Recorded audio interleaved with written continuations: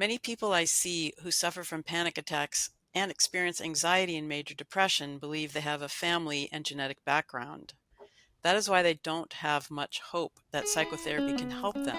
Hello, and welcome to the Feeling Good podcast, where you can learn powerful techniques to change the way you feel. I am your host, Dr. Rhonda Barovsky, and joining me here in the Henryetta studio is Dr. David Burns. Dr. Burns is a pioneer in the development of cognitive behavioral therapy and the creator of the new TEAM therapy. He is the author of Feeling Good, which has sold over 5 million copies in the United States and has been translated into over 30 languages. His latest book, Feeling Great, contains powerful new techniques that make rapid recovery possible for many people struggling with depression and anxiety. Dr. Burns is currently an emeritus adjunct professor of clinical psychiatry at Stanford University School of Medicine.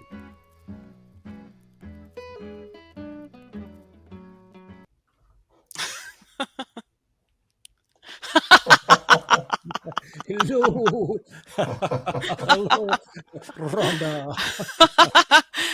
Hi, David, and welcome to all of our listeners throughout the country, the universe, the galaxy. This is the Feeling Good podcast, and we are at episode 433, and we are doing an Ask David episode, which joyfully means that our beloved Matt May is joining us today. Hi, Matt. Hey, Rhonda, it's great to see you and great to see you, David. I'm excited to be back. Nice, yay. Well, I have a really lovely podcast endorsement that's to the three of us that I thought I'd start the podcast off with. And someone wrote kind of a funny, hello, Rhonda, David, and Matt. I hope this message finds you all in great spirits. First, I wanted to say a massive thank you for your incredible podcast.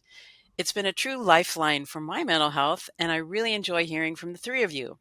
Your insights and discussions have made a significant positive impact in my life.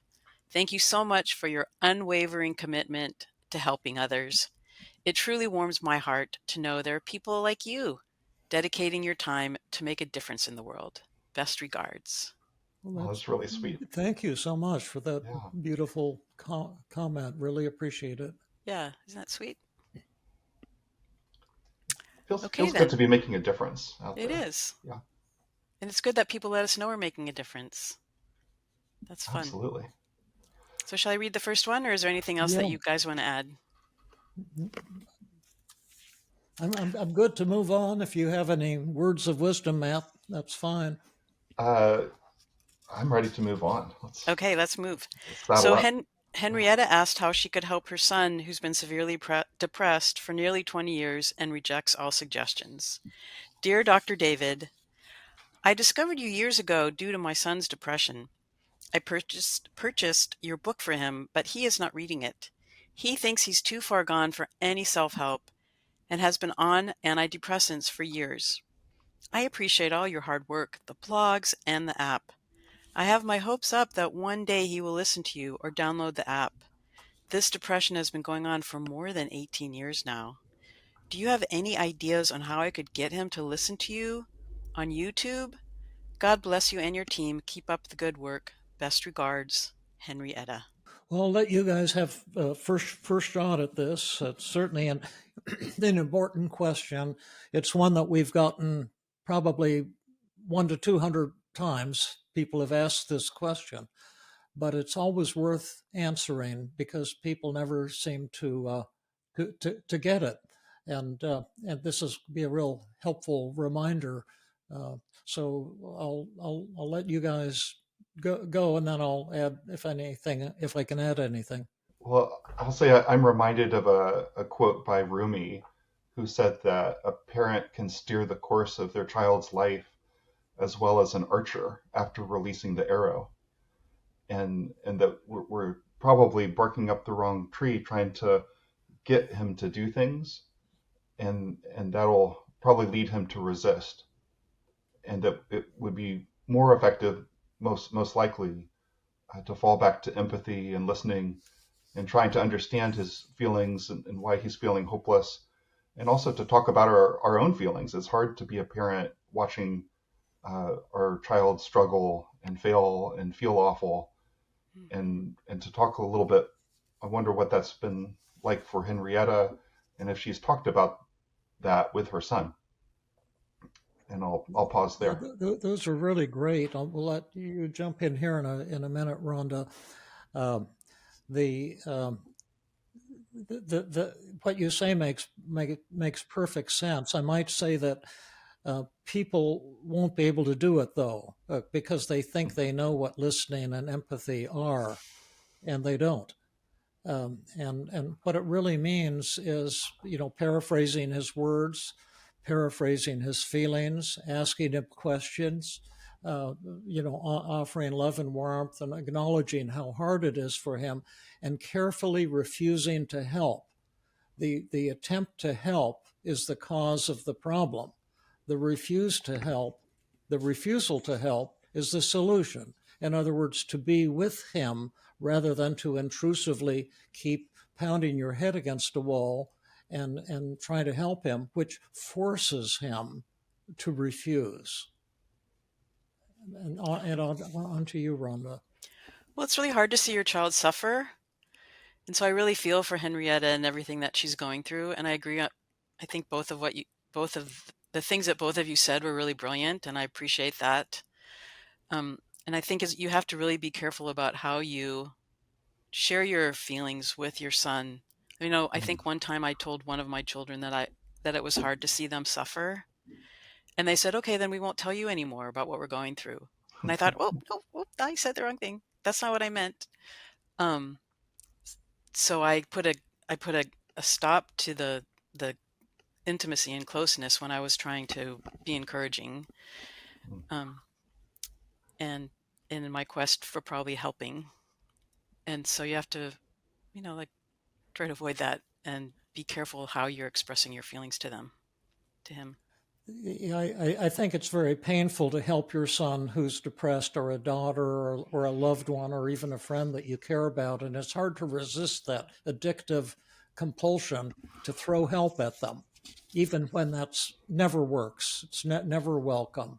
Uh, what people want is empathy, and what that means is acknowledging how they feel and how painful it must be, and to invite them to tell you more about it, and to be curious about how they feel and how hard it's been, and just being with them without helping is the helpful thing. And because this is going to be hard for you to get, there's a podcast on it called "How to Help and How Not to Help," and it's one of our most important podcasts ever. Rhonda, you might be able to find the podcast number I could. of it. Which one is it? Well, it'll take me a minute, so let me take a look for it. Okay, yeah. And also, if you'd like to improve your listening skills and your communication skills, you could pick up my book, Feeling Good Together, which will teach you how to do thought empathy, the disarming technique, feeling empathy, inquiry, I feel statements, and stroking. Those are the skills you have to learn. And if you do pick up the book, do the written exercises while you're reading. Otherwise, there's no way you can benefit from the book. So don't buy the book if you don't plan to do the written exercises while you're reading, because 100% of the learning comes from practice and making errors, and then slowly grasping how to listen, how to use the five secrets. So when he says, Matt, nothing's ever, I'm hopeless, nothing has ever helped me, I'm too far gone, what might you say if you were his mother? I would say that makes me feel sad to hear that you're feeling so much of a sense of hopelessness and that nothing's been helpful to you. It's got to be about the worst feeling, to feel depressed and hopeless like that. And I just really am glad you're talking with me about it. And I'm curious what that's been like for you. Do you want to Yeah, maybe I tell me love more about you, and that? yeah, Yeah, I'm I sorry. love you and I care about you. Yeah, and I'm sad that you're feeling this way, and I'd like to hear more about what's been going on and what it's been like for you. And that would be carefully avoiding trying to help. If someone asks you for help, then you can ask what kind of help they're looking for, and you might find some way to be helpful to them. but throwing help at people who aren't asking for help is actually a put down. When you try to fix someone, what you're conveying to them is your perception that they're broken, and it has the opposite of the desired effect.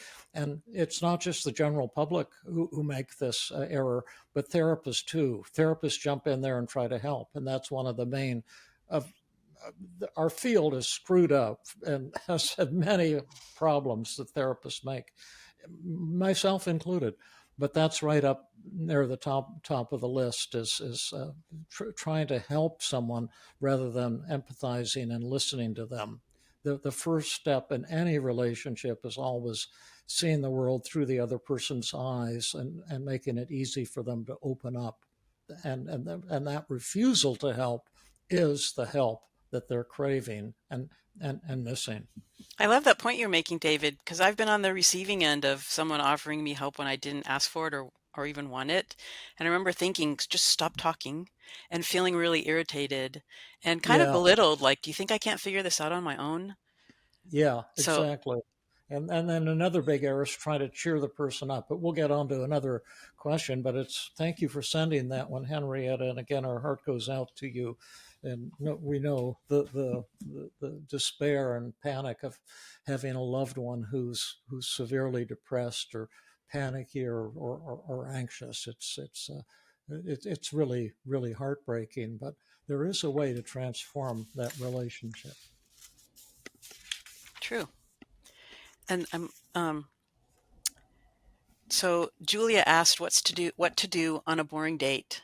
Dear David, I just saw that you published a podcast about how to give negative feedback, and I absolutely cannot wait to listen to it. That's number 424. So Julia said that she falls in the category of people who tend omitting opinions, and that this podcast is going to be of great help to her. Now to her question. How do I get more excited in dates with guys? I would like to date more and have a more active sex life, but I find myself getting bored on dates, and this also affects my libido. I have thoughts like this.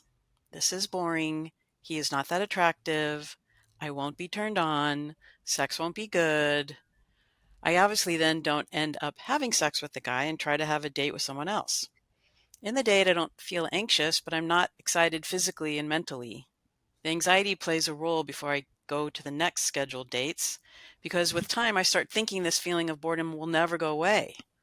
I've tried to work on the thoughts myself with little results, and I was wondering if you had any suggestions on how I could be less bored and anxious and enjoy myself. Thanks for your answer and your amazing work. Best wishes, Julia. Okay, well, I'll give you guys first shot again. Well, it looks like there are a lot of cognitive distortions in her thoughts, a lot of future, fortune telling, and the other day, I don't know if this is a great response, but the other day I was working with a client with your list, David, of 20 qualities in a mate, and That I'm the person, looking for in the ideal mate, 20 qualities. Yeah, yeah, that's a 20 useful qualities. list. And it was a really fun exercise, and it really, uh, eye-opening to see what it is that she actually valued in going on a date. And then she could be really clear that those are the things that she was looking for and not go out with people that didn't have those particular qualities. So I don't know, to me, it's just like any other situation, is filling out a daily mood log, identifying all the feelings, the thoughts, seeing what those feelings say about her that are really awesome, and then looking through the cognitive distortions to see if she can't challenge as the first step of challenging those thoughts. Maybe we should tell them how that list works because it's maybe can be used in a slightly different way. What I recommend is when you're dating people to, rate them on each of the 20 qualities on a rating from 0 to 5. Like available would be the number one on your list, unless you want someone who's unavailable, which clearly doesn't make sense. And then it might be certain age requirements. You might be looking, if you're, you know, 21 years old, you might be looking for someone who's, under 30 and more than 21, conceivably. You're not looking for someone who's 15 years old or 85 years old, or and common interests. And maybe you're looking for someone who's sexy, and someone who's has a sense of humor, and someone who's honest and loyal, and maybe likes similar activities, and that type of thing. And it's an eye opener, because you find out that nobody will be up around 100 on your list, and nobody's down around 0, and you can then compare different people. But my answer is just still radically different from yours, although yours is really a neat one, Rhonda. But I'll let Matt go next, and then I'll give my take on this really fascinating question. What do you do when you're on a boring first date, or a boring second date? What do you do when you're with a boring person? There is a fantastic answer to that. Sure. Yeah. I mean, I think Rhonda's point is good, that, you can always look at your own thinking and see where, there might be thoughts where you're telling yourself, this is going to be boring, I won't enjoy this. And you can dismantle those using tools that we've used before. Among the more powerful ones might be to look at your resistance to getting excited, and why you might want to stay bored. And oftentimes that would relate to a desire to avoid disappointment and letdown. I'll just assume that this won't go well, and then I won't get invested in it, only to be hurt. But the interpersonal solution, I think, is just as important, which is to talk about those awkward feelings and to bring it up with that other person. That will solve the boringness right away, is to point out, maybe change the focus, notice that there's kind of maybe a stiffness to the conversation, or it seems kind of formal, that this is awkward to admit, but I even feel a little bit bored. But I wanted to share that with you because I respect you a lot, and I'd like to have a conversation where we really have fun and get to know each other a little bit better. And have you noticed too, maybe we're both feeling a little bit awkward because this is our first date, so you can move in to try to connect with that person through a discussion of the boringness. And I hope that's the right answer, David. What are your thoughts on it? Yeah, I thought that's a great one. I'll express it slightly differently, but I think that's the idea. And I learned this when I was a psychiatric resident, and I've told the story before, but fortunately neither of you remembered it. But I was in Highland Hospital during the first or second year of my residency, and one of the other residents asked a supervisor. Miles Weber was his name, and we were in a small group supervision. And the resident says, "What, Dr. Weber? What do you do when you get stuck with a boring patient?" And Miles Weber said, there are no boring patients in California at this time. However, there are boring psychiatric residents. And he was kind of zapping that resident, because it's kind of a judgmental statement to say that somebody is boring.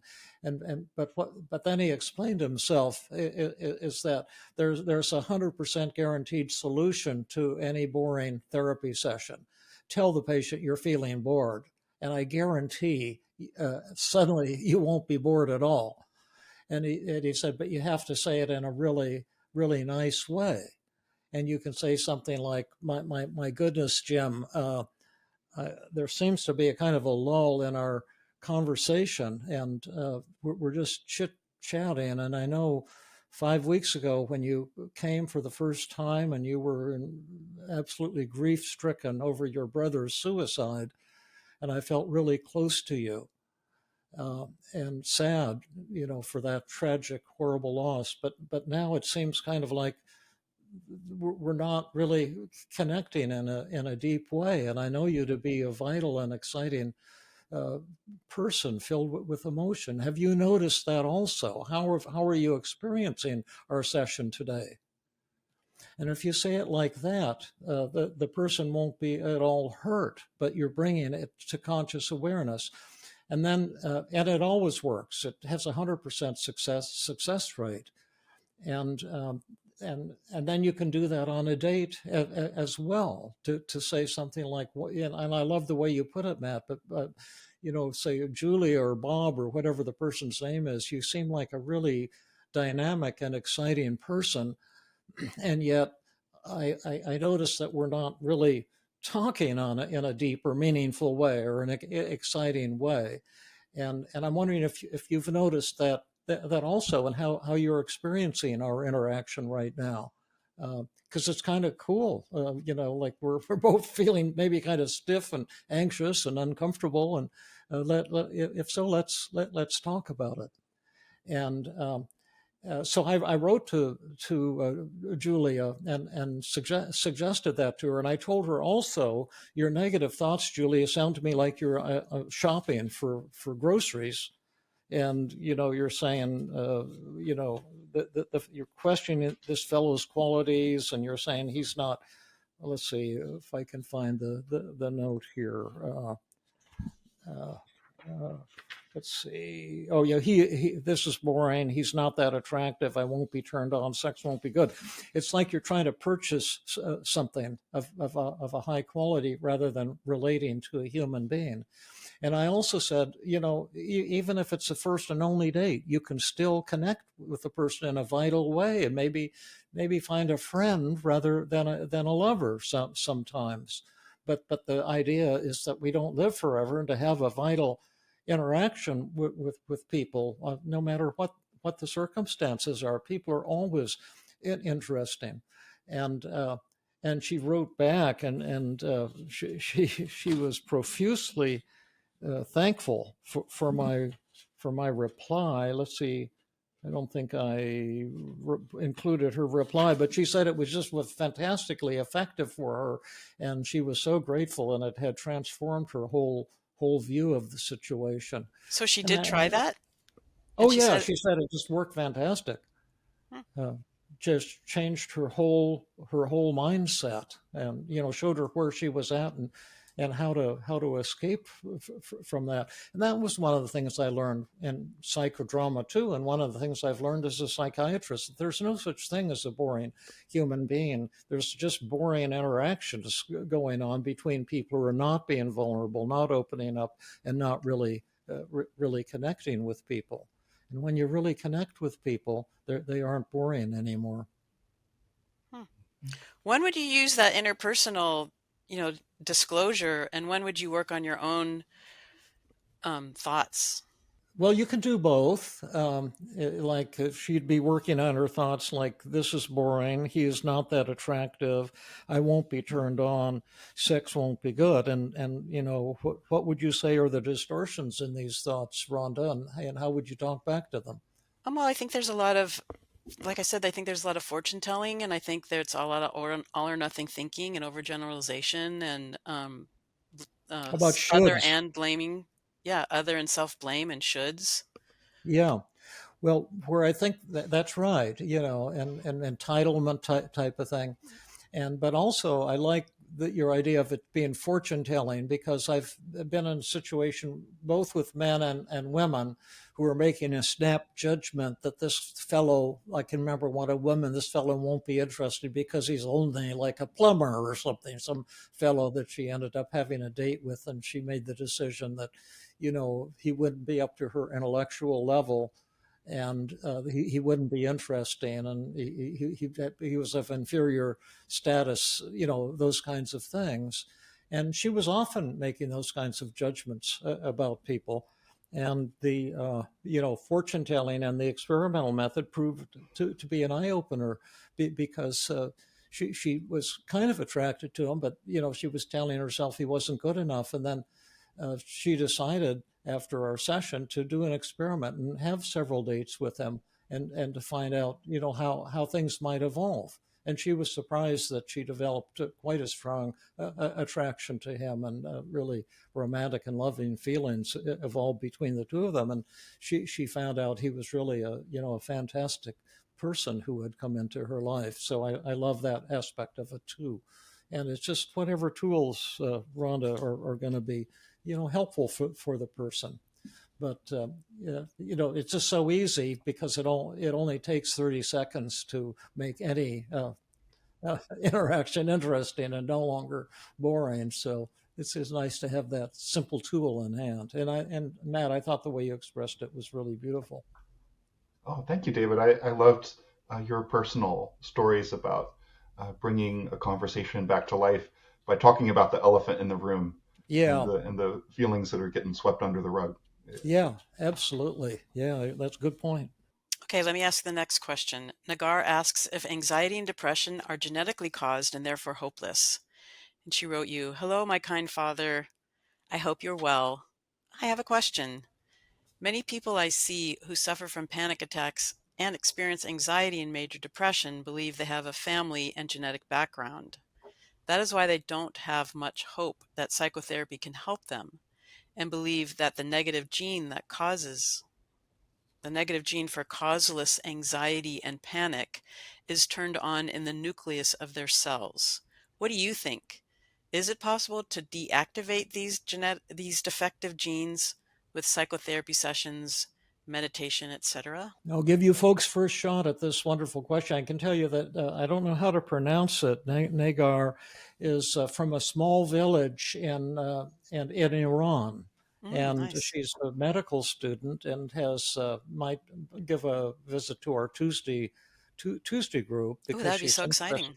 Yeah, she's interested in going into the mental health area. I guess she's checking out a lot of things, and that this dear father type of thing, Mariam, who in the Tusi group is from originally from Iran, says that in some of the small provinces and small villages and things in Iran, that's a kind of a tradition that you call older people my dear father or my dear mother. So I said she could just change my name to Father Time. So I found FT, Father Time.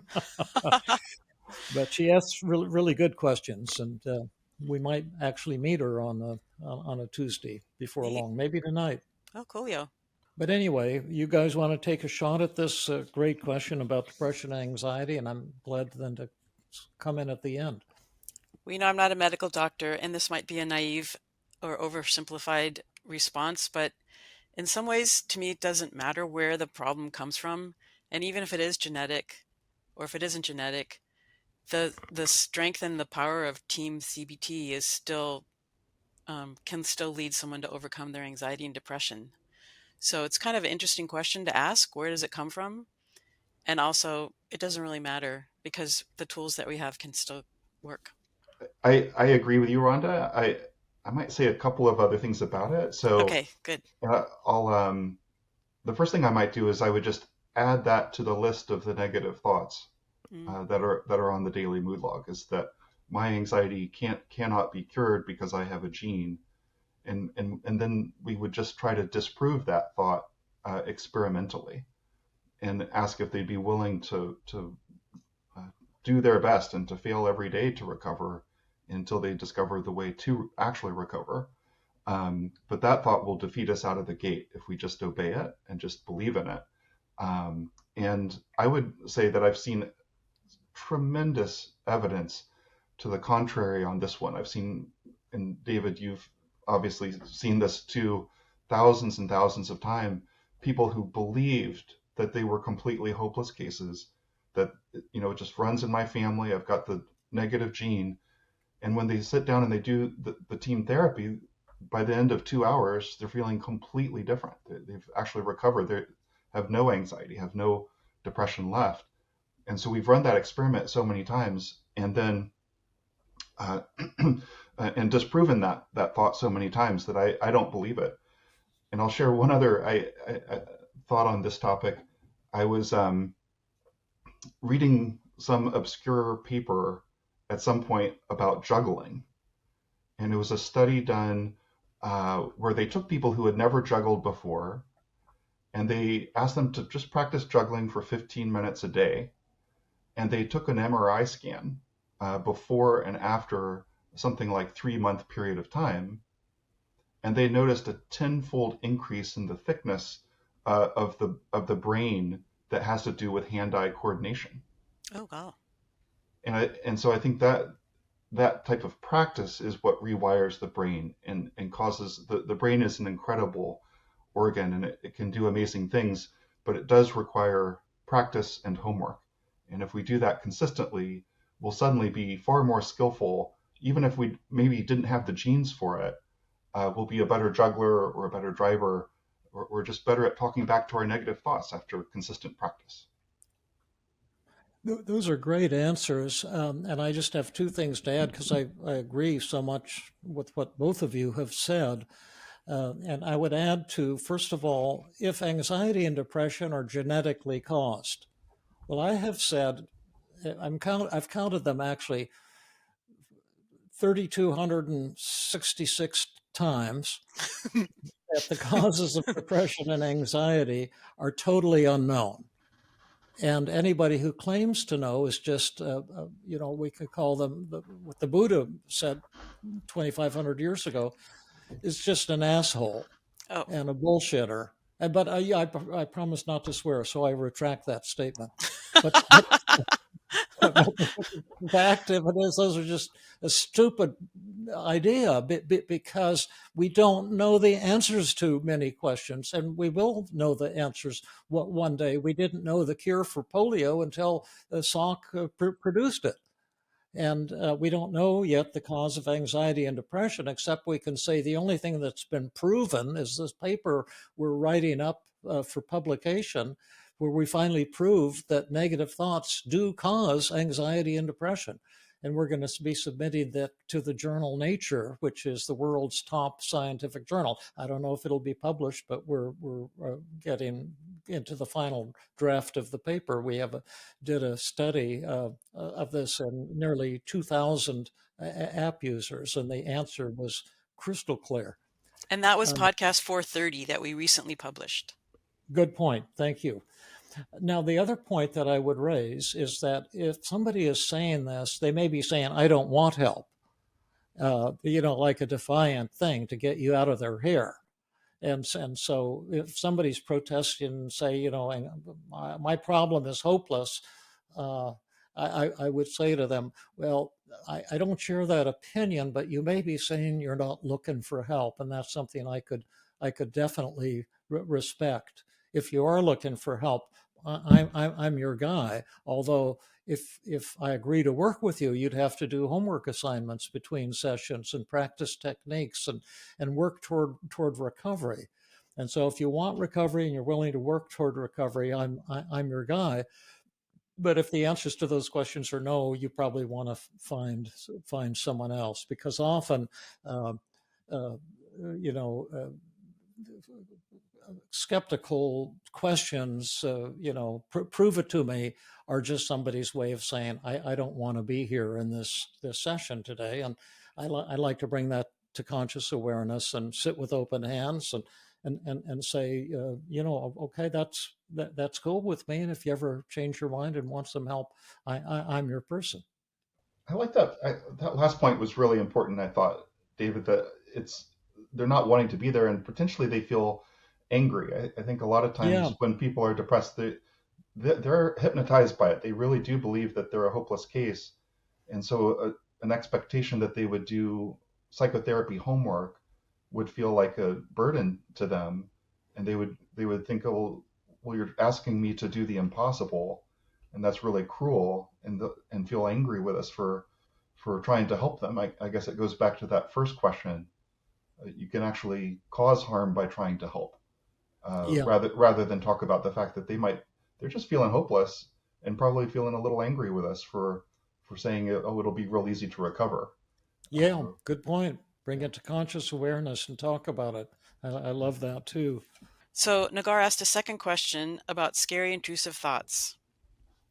And again, she started it, hello, my kind father. I hope you're in a good mood and continue to be full of energy as always. I have a question. I see in some people that they say that we have scary and useless thoughts. This case is interesting for me too, because sometimes I have absurd and meaningless thoughts. But since I meditate and do mindfulness exercises, I came to the conclusion that these are just thoughts. Do you have such an experience? Okay, I'll let you guys take first shot as usual. Yeah. What do you think, Rhonda? Matt, your breadth of knowledge and your depth and your compassion are so, I'm feeling kind of like insecure with my answers today. she was talking about having scary and thoughts. I wonder if she could be specific with what they are, and useless thoughts. Like, I'm curious what a useless thought is. Um, and Well, I'm that one would be maybe like an OCD, a nonsensical kind of thought, like or something a just in your repetitive mind thought. over and over again. Uh-huh.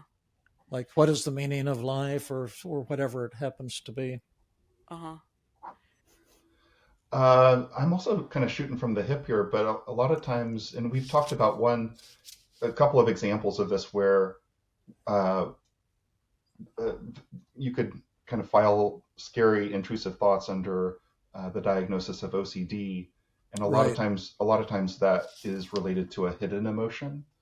That right, there's something bothering this individual, and the scary, intrusive thoughts are kind of hinting at it, and maybe kind of creeping into consciousness a little bit of what the conflict might be, but it's still a little outside of the person's awareness. And so we would go fishing and try to understand what might be bothering this individual. I think the case that we talked about last time was my friend who every time he would be carrying his infant son up the stairs, he would have this scary intrusive image of dropping him over the side of the banister.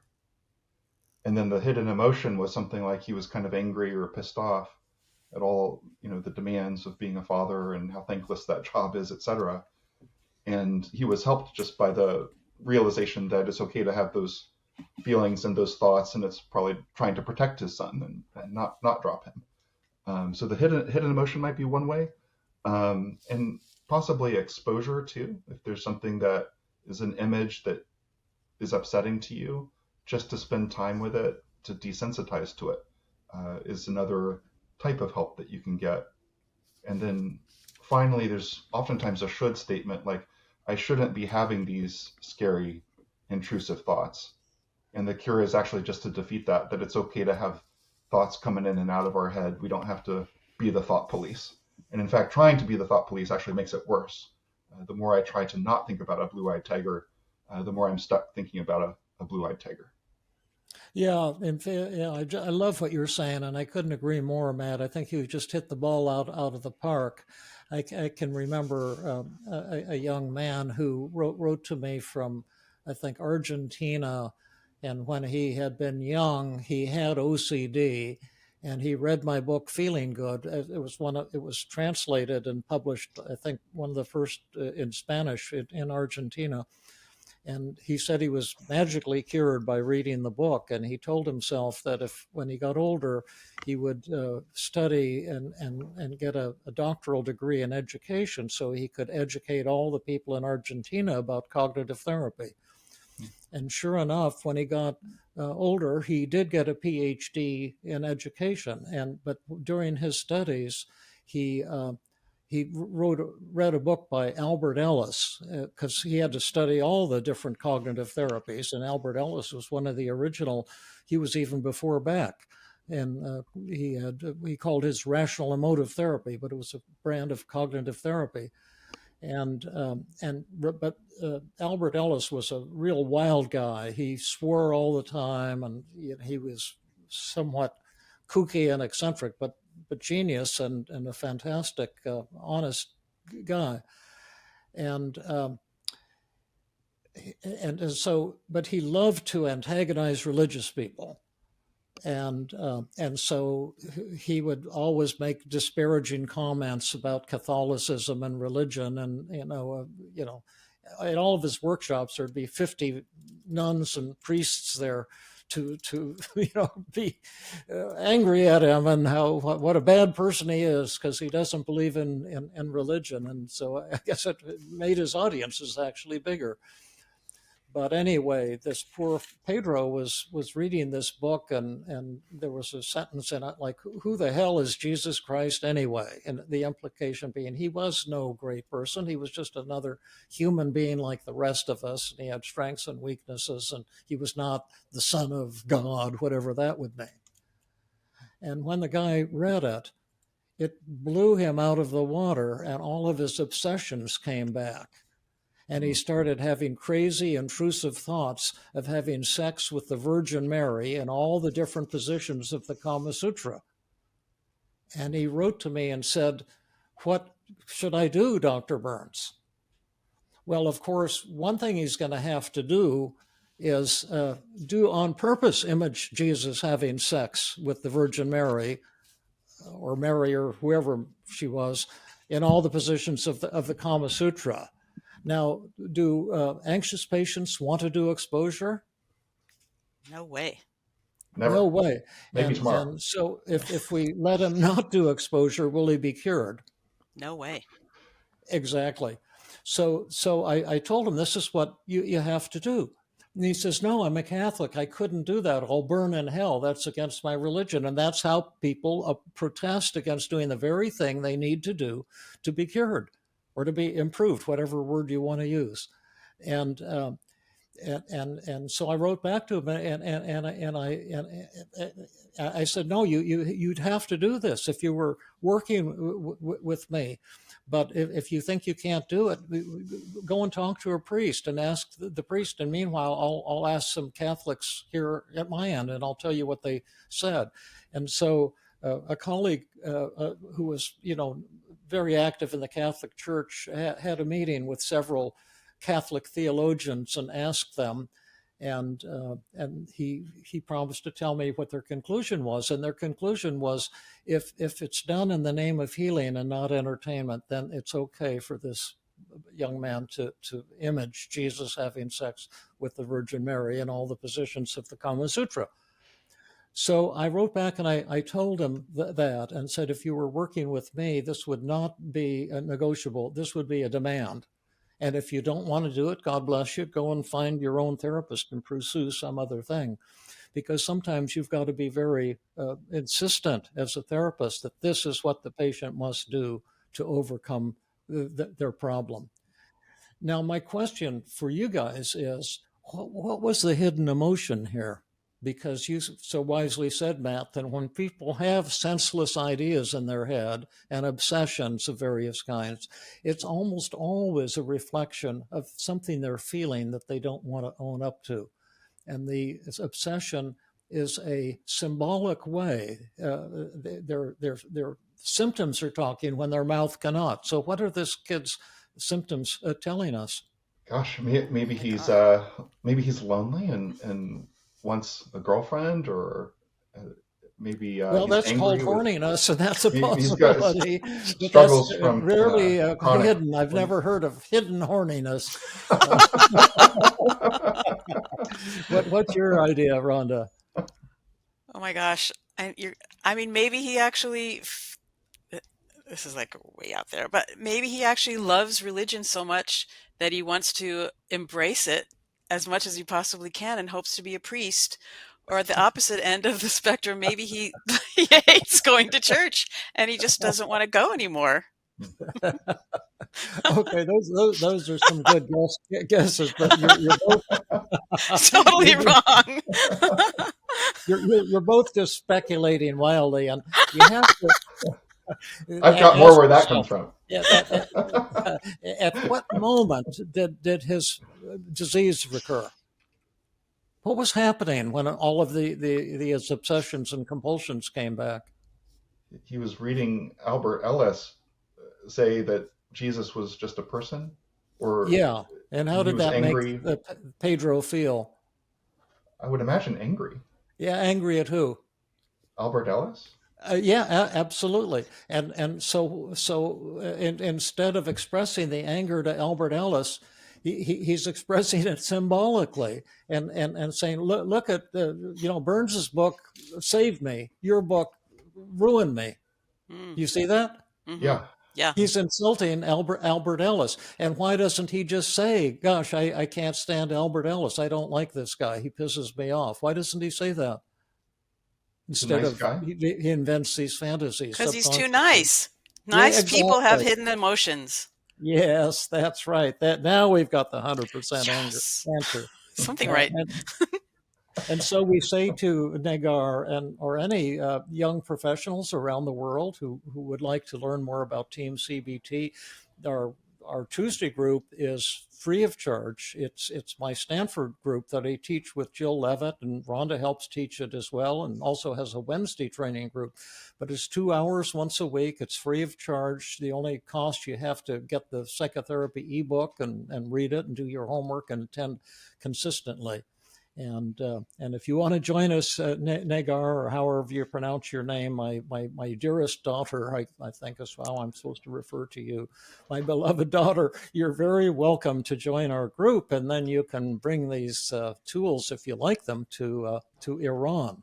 And we have a lot of people from Iran in our group, and I love the people of Iran. I had an Iranian roommate at college, and I've always been puzzled on why America and Iran are so much at odds and filled with hate to one another, because I've never felt anything but love for the people of Iran.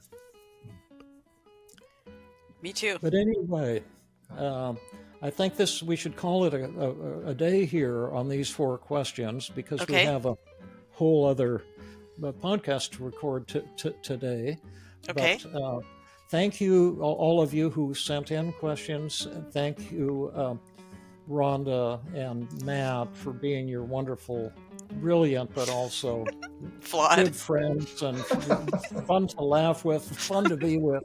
I love both of you, and what a joy it is to have this chance to work with you. Right back at you, David. Exactly. I feel the same way. Thank you, David.